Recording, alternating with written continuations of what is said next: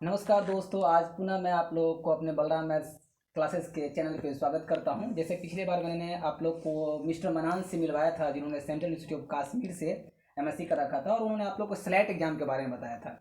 आज आज मैंने एक अपने नए दोस्तों को लाया हूं अपने चैनल पर, जो आपको CSIR UGC नेट के बारे में बताएंगे, और स्पेशली जो कंप्लीट स्ट्रेटजी प्लान होता है कि 30 दिन में कैसे करें, एक महीना में कैसे करें, उसका क्या परफॉर्म होना चाहिए, वो आज हमारे मित्र बताएंगे। और मैं इसका संक्षिप्त परिचय आपके सामने देना चाहता हूँ। इनका नाम प्रतीक है, और इन्होंने अपना MSc IIT मंडी से कंप्लीट किया है। और आप इसके डिग्री पे नहीं जाइए, इसकी जो रिसर्च एबिलिटी है और इसका जो रिसर्च पकड़ है, वो कहीं इसके डिग्री से ज़्यादा बेहतर है। और आप इन लोग को सुनिए। इनका नाम मिस्टर प्रतीक है। प्रतीक जी, आप बताइए कि बच्चे, हमारे व्यूअर्स को, हमारे ऑडियंस को आप क्या कहना चाहते हैं। थैंक्स बलराम सर, आपने हमें यहाँ पर बोलने का मौका दिया। बच्चों को गाइडेंस देने के लिए आपने हमें 2 शब्द बोलने का मौका दिया, धन्यवाद आपका।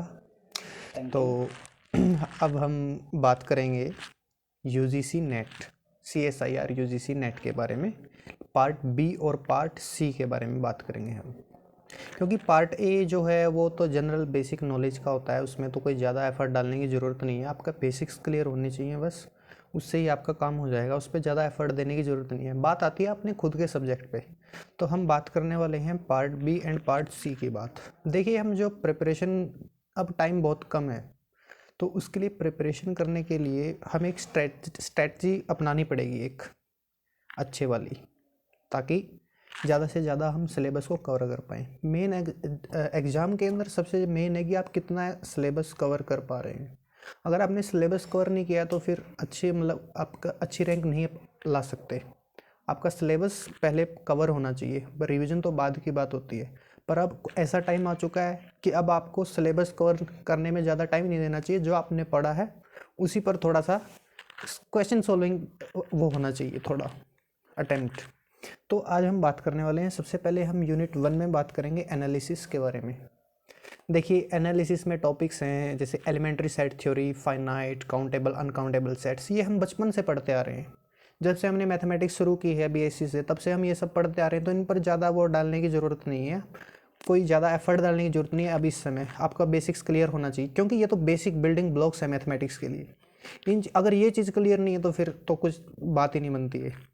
अब जैसे Archimedean property of real number, सुप्रीमा, इन्फीमा, ये सब चीज़ें आपको BSc से क्लियर हो जानी चाहिए। अब आप क्लियर करने बैठ रहे हो तो अब आप बैठ ही जाओ। अब वो टाइम नहीं है कि अब आप इन चीज़ों को क्लियर करने के लिए, आपकी पहले से ही क्लियर होनी चाहिए ये सब चीज़ें।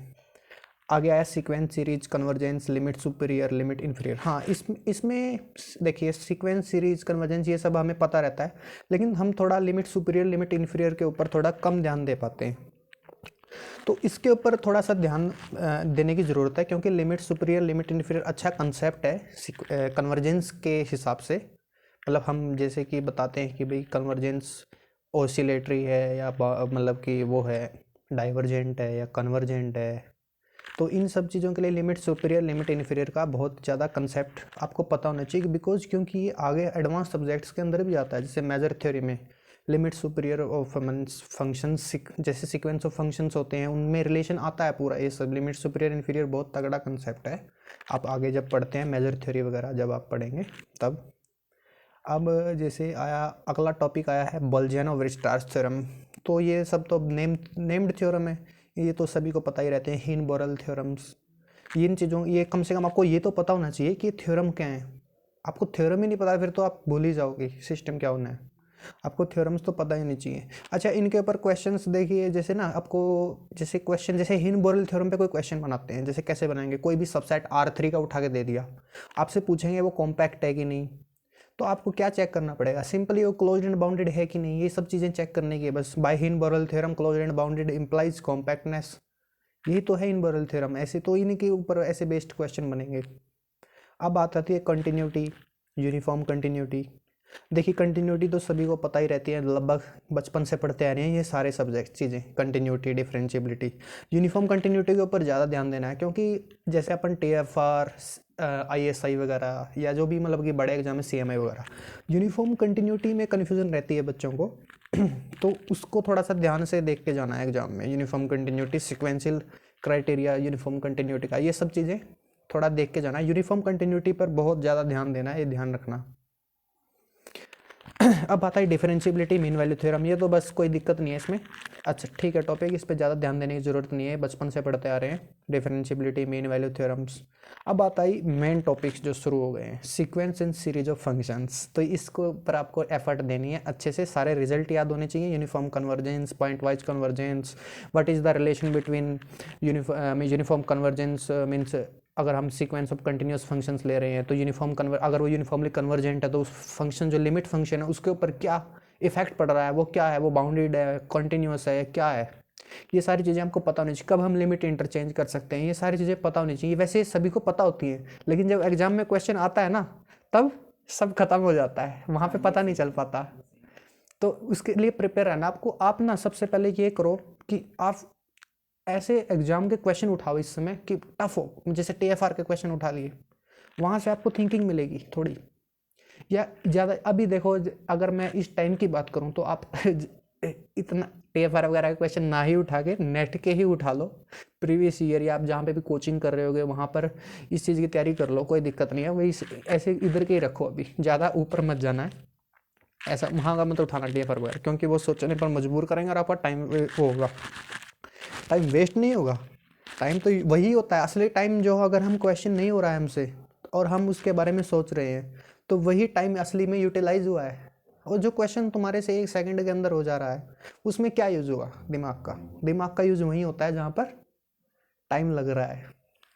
तो मेन बात हुई, तो ये बहुत इंपॉर्टेंट टॉपिक है sequence and series of functions. अब आता है रिमान सम, रिमान इंटीग्रल, इम्प्रॉपर इंटीग्रल्स। देखिए ये टॉपिक ऐसे हैं बच्चे इसको लाइटली ले जाते हैं और पेपर में इसका क्वेश्चन हार्ड भी बन जाता है। आपको पूरे प्रॉपरली इसके बारे में पता होना चाहिए। What is Riemann integral, when a function is Riemann integrable. हम रीमान इंटीग्रेबिलिटी की बात कहाँ पर करते हैं, कंटिन्यूस फंक्शंस और रीमान इंटीग्रेबल फंक्शंस के बीच में क्या रिलेशन है, मोनोटोनिक फंक्शंस के बीच में डिसकंटिन्यूटी अगर काउंटेबल है किसी फंक्शन के पास तो उसके रीमान इंटीग्रेबल वो होता है कि नहीं। तो ये सब चीज़ें पता होनी चाहिए। अच्छा हमें कम से डेफिनेशंस तो पता होनी चाहिए कि कैसे इंटीग्रेबिलिटी बात करते हैं हम फंक्शंस की, what is the meaning of integrability, ये सब आपको पता होना चाहिए। वो जब आप बुक्स में सब कुछ सारा सिस्टम लिखा हुआ। इम्प्रॉपर इंटीग्रल्स बस कुछ नहीं है, जैसे रिमान इंटीग्रेबल अपन बात कर लेते हैं A to B, अगर फंक्शन मतलब इंटीग्रेबिलिटी की बात करते हैं फाइनाइट उस पे इंटरवल पे A to B। अगर एक तरफ इम्प्रॉपर इंटीग्रल्स में कुछ आप जब देखोगे वहाँ पे क्या आपका -∞ to ∞ किसी फंक्शन का इंटीग्रल हो रहा है, या -∞ to A हो रहा है, A where some finite real number, ऐसा कुछ, तो वहाँ पर इम्प्रॉपर इंटीग्रल्स की बात होती है। वो ये सब इसी के अंदर टॉपिक है, इस पर भी बहुत ज़्यादा फोकस करना, क्योंकि यहाँ पर भी गड़बड़ हो सकती है रीमान इंटीग्रेबिलिटी में। अच्छा आगे आते हैं मोनोटोनिक फंक्शंस। आपको सब पता ही है इसके बारे में। टाइप ऑफ डिसकंटिन्यूटी, इसके ऊपर थोड़ा ध्यान रखना, इस पर हमेशा क्वेश्चन आए जाते हैं मोनोटोनिक फंक्शंस की डिसकंटिन्यूटी के ऊपर। देखिए एक टॉपिक आ रहा है फंक्शन ऑफ बाउंडेड वेरिएशन। मैंने तो आज तक नहीं पढ़ा, ना मैंने अब MSc में पढ़ा ना BSc में पढ़ा, तो मैं इसको पढ़ ही नहीं रहा, मतलब मैं तो अब पता नहीं आप इसको अगर आपने कभी पढ़ा हुआ है तो अच्छी बात है, नहीं पढ़ा हुआ है तो पढ़ना ही मत, पता नहीं क्या है, मेरे को तो ऐसा लगता नहीं है। बाकी अब मैं ऐसे सुजेस्ट करूँगा इस टॉपिक को आप देख सकते हो, रिलैक्स कर सकते हो फंक्शन ऑफ बाउंडेड वेरिएशन इस के। टॉपिक को छोड़ सकते हैं आप। Yes, Lebesgue measure and Lebesgue integral. तो ये बहुत अच्छा मतलब एक सब्जेक्ट अलग से मेजर थ्योरी है, जैसे अलग सब्जेक्ट है, तो लबिग मेजर्स के ऊपर भी एक सब्जेक्ट, पता नहीं सब्जेक्ट होता भी है कि नहीं, लेकिन बन सकता है कि आपका होता भी हो लबिग मेजर अलग से सब्जेक्ट, क्योंकि ये बहुत ज़्यादा एडवांस सब्जेक्ट्स में आते हैं। तो लबिग मेजर, लबिग इंटीग्रल अगर आपने नहीं पढ़े हैं तो मैं इसको सजेस्ट करूँगा आप थोड़ा सा रिलैक्स कर सकते नहीं, रिलैक्स नहीं बलराम जी, रिलैक्स नहीं, मैं ऐसा बोलूँगा कि अगर आपको, क्योंकि ये टॉपिक ऐसा है कि रियल एनालिसिस से जुड़ा हुआ है, तो अगर आपको रियल एनालिसिस क्लियर है तो आपको समझ में आ जाएगा। मतलब अगर कोई आपका बंदा समझाएगा 2-4 घंटे में तो आपको समझ में आ जाएगा। आपको मेन पॉइंट पता होना चाहिए कि when function is Lebesgue integrable, when is Riemann integrable, Lebesgue measure क्या होता है, ये सब चीज़ें आपको कम से कम डेफिनेशन तो पता हो बलराम जी, ये सब चीज़ें पता होनी चाहिए, पता होना। इस सब्जेक्ट ये अच्छा सब्जेक्ट भी बहुत अच्छे हैं, मेजर थ्योरी जो भी है, और आपको इसके बारे में नॉलेज होनी चाहिए। अगर नहीं है तो आपको पढ़ना है ये सब्जेक्ट, ये याद रखना। अब बात आती है सेवरल वेरिएबल्स के ऊपर, फंक्शन ऑफ सेवरल वेरिएबल्स। तो इसको तो आपको पता ही है, ये आप छोड़ नहीं सकते, बहुत आसान टॉपिक है, कोई ज़्यादा वो नहीं है, स्कोरिंग टॉपिक है, आसान टॉपिक है, मतलब कोई ज़्यादा वो डीपली वो नहीं है। आपको रियल नंबर्स की एनालिसिस आती है तो सेवरल वेरिएबल्स में कोई दिक्कत नहीं होगी। डायरेक्शनल डेरिवेटिव, पार्शियल डेरिवेटिव, एक सिंपल डेफिनेशंस बनी हुई है, क्या पार्शियल डेरिवेटिव होते हैं, क्या डायरेक्शनल डेरिवेटिव होते हैं। Derivative as a linear transformation, या मतलब हाँ जी बलराम जी, मतलब कि तो आप ये सब आसान टॉपिक्स हैं। हाँ, इस पे एक वो आता है inverse and implicit function theorems. तो ये दोनों आपको बिल्कुल इन पे क्वेश्चन भी ट्राई करने हैं और ये थ्योरम्स आपको पता भी होनी चाहिए बिल्कुल। ये बहुत इंपॉर्टेंट थ्योरम्स मानी जाती हैं फंक्शन ऑफ सेवरल वेरिएबल्स में। Implicit and inverse function theorem, देखिए किस फंक्शन को हम इन्वर्टिबल फंक्शन, कब हम इन्वर्ट कर सकते हैं फंक्शन को। तो यहाँ पर ये नहीं है कि हम पूरे डोमेन पे इन्वर्टेबल, यहाँ पे अगर डेरिवेटिव किसी सेवरल वेरिएबल्स की बात कर रहा हूँ, अगर कहीं पर डेरिवेटिव नॉन जीरो हो जाता है तो उसके अराउंड हमें एक नेबरहुड मिलता है कि वहाँ पर फंक्शन को इन्वर्टिबल कर दिया जाता है। उस नेबरहुड में वहाँ पे इन्वर्टेबल है, जरूरी नहीं है कि अगर हर पॉइंट पे डेरिवेटिव नॉन जीरो है डोमेन के तो पूरा वही हो जाएगा, वो इन्वर्टेबल हो जाएगा, ऐसा इम्प्लीक नहीं करता है इम्प्ली इसमें इधर फंक्शन ऑफ सेवरल वेरिएबल्स में। तो ये बहुत आसान टॉपिक है, आपको करके जाने हैं। आगे बात आती है मैट्रिक्स स्पेसिस, कॉम्पैक्टनेस, कनेक्टेडनेस। देखिए मैट्रिक्स स्पेसिस आपने बीएससी में भी पढ़ा होगा, एमएससी में भी पढ़ा होगा, तो ये कोई ज़्यादा हार्ड टॉपिक नहीं है, पर इस पर हार्ड बन भी जाते हैं मैट्रिक चेंज करके, क्योंकि अपन ज़्यादातर जो पढ़ते हैं सिंपल यूजुअल मैट्रिक में पढ़ते हैं। डी जैसे रियल नंबर्स पे दे दिया, यूक्लिडियन मैट्रिक दे दी आर्बिट्ररी स्पेसिस पे, जैसे आरएन पे यूक्लिडियन मैट्रिक दे दी। अगर मैट्रिक चेंज कर दी तो गड़बड़ हो जाती है, फिर वहाँ पर चेक करने में दिक्कत आती है कॉम्पैक्ट है कि नहीं, क्योंकि वहाँ पर फिर अलग अलग ओपन सेट्स की अगर हम मैट्रिक बदलेंगे तो ओपन सेट्स भी अलग अलग बनेंगे, तो उससे कॉम्पैक्टनेस और कनेक्टेडनेस ये सब चेंज हो जाती है। तो वहाँ पर देखना आपको बेसिक्स क्लियर होने चाहिए मैट्रिक्स स्पेसिस के। नॉर्म्ड लीनियर स्पेसिस, यहाँ पे बात आती है बलराम जी, जैसे कि नॉर्म्ड लीनियर स्पेस आपने फंक्शनल एनालिसिस का टॉपिक उठाया हुआ है और स्पेस ऑफ कंटिन्यूस फंक्शंस। तो ये सब जैसे कि फंक्शनल एनालिसिस के टॉपिक हैं। मैं अगर किसी ने फंक्शनल एनालिसिस पढ़ी हुई है हल्की सी भी ध्यान से तो वो ये सब कर लेगा, नॉर्म्ड लीनियर स्पेसिस, हान बनाफ थ्योरम्स, ये सब जो भी अपना आप फंक्शनल अगर आपने पढ़ी हुई है तो आप कर सकते हैं, पर गेट के पॉइंट ऑफ व्यू से ये ज़्यादा इंपॉर्टेंट है फंक्शनल एनालिसिस। इसके लिए नेट के लिए इतना ज़्यादा आपको ज़्यादा जोर देने की ज़रूरत नहीं है। स्पेस ऑफ कंटिन्यूस फंक्शंस, जैसे कि C01 space of continuous function on closed interval 0, या CAB बोल लो, space of continuous function on closed interval AB। तो इसके ऊपर ये क्या बनता है, ये नॉर्म्ड लीनियर स्पेस बनता है कि नहीं, इसकी मतलब इसके अंदर कॉम्पैक्टनेस, कनेक्टेडनेस, इक्वी कंटिन्यूटी, ये सब बात होंगी। इक्वी कंटिन्यूटी, एस्कोली-अर्जेला थ्योरम जो हम स्पेस ऑफ कंटिन्यूस फंक्शंस में होती है, ये बहुत इंपॉर्टेंट थ्योरम्स हैं। तो आपको इन पर एक बार पढ़ के जाना है, इस स्पेस को पढ़ के जाना है, ये सारी चीज़ें पढ़ के जाना है। तो यहाँ पर हमारी एनालिसिस यहीं पर ख़त्म होती है। तो अब बात आती है बलराम जी लीनियर अलजेब्रा की।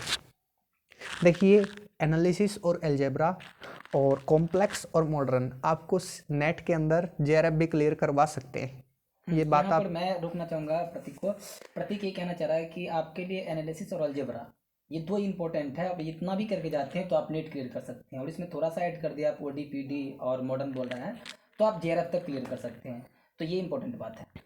देखिए लीनियर अलजेब्रा, देखिए ना, अगर जिसका इंटरेस्ट होगा ना जिस बंदे का प्योर में इंटरेस्ट होगा तो उसके लिए linear algebra, analysis, complex, modern, ये सब सारे सब्जेक्ट इंटरेस्टिंग होंगे उसके लिए। अब देखिए इसमें मेन जैसे कि बात आ रही है वेक्टर स्पेस, सब space, linear dependence, basis, dimension, algebra of linear, बहुत आसान टॉपिक है। बस आसान उसके लिए जिसको ये समझ में आ रहा है या जो सोचना चाहता है इसको, उसके लिए आसान है। जो इसके बारे में सोचना नहीं चाहता उसके लिए तो हार्ड ही हार्ड है, वो तो होता ही है हार्ड हर किसी के लिए, क्यों बलराम जी?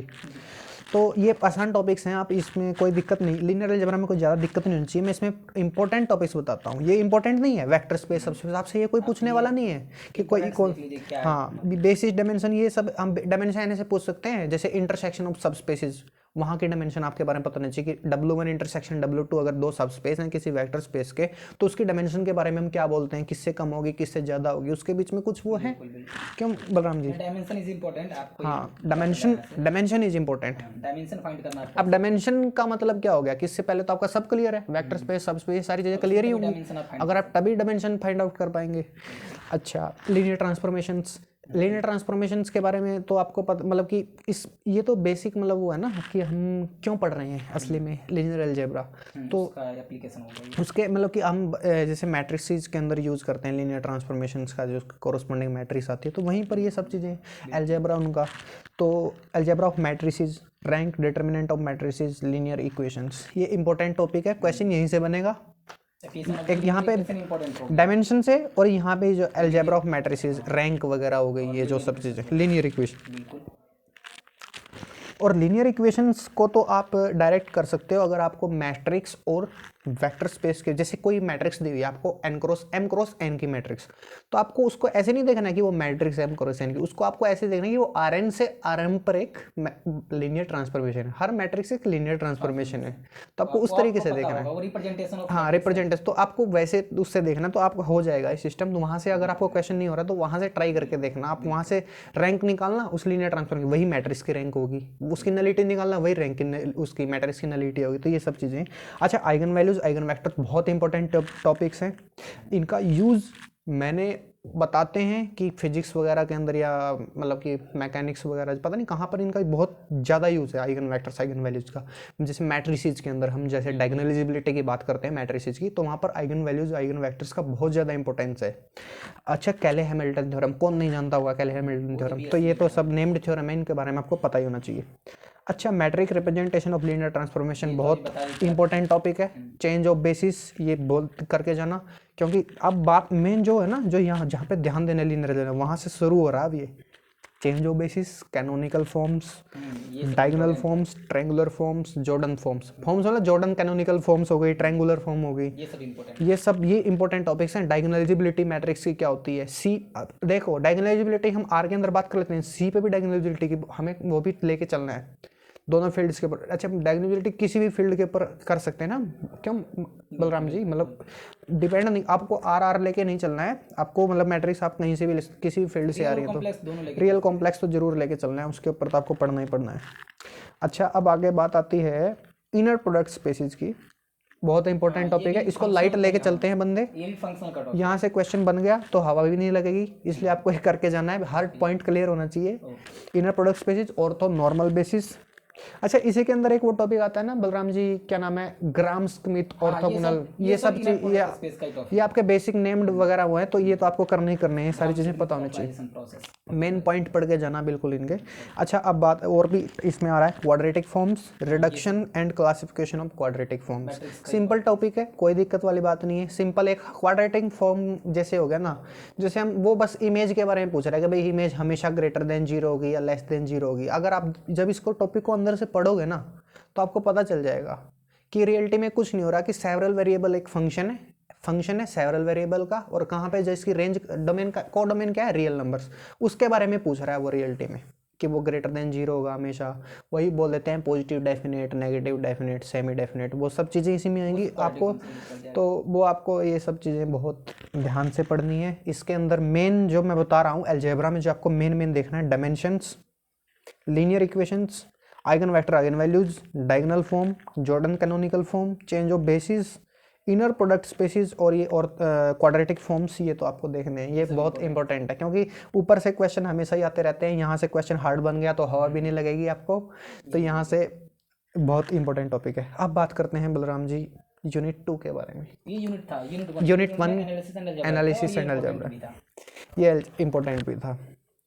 अब कॉम्प्लेक्स एनालिसिस के अंदर अगर हम बात करें कि हमें क्या इंपॉर्टेंट है, सबसे पहले देखो, ये इंपॉर्टेंट है, इंपॉर्टेंट बताइए, देखिए कौन कौन इंपॉर्टेंट चीजें हैं। देखिए इंपॉर्टेंट चीज़ें, देखिए बलराम जी, जैसे हमें बेसिक, जैसे इसमें सिलेबस में दिया हुआ है अलजेब्रा कॉम्प्लेक्स नंबर, तो ये बचपन की चीज़ें हैं, मतलब कि बेसिक्स है, complex plane representation, polar forms, ये सारी चीज़ें सबको पता नहीं चाहिए।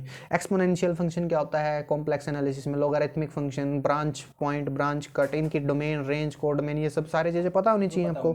अच्छा, एनालिटिक फंक्शन,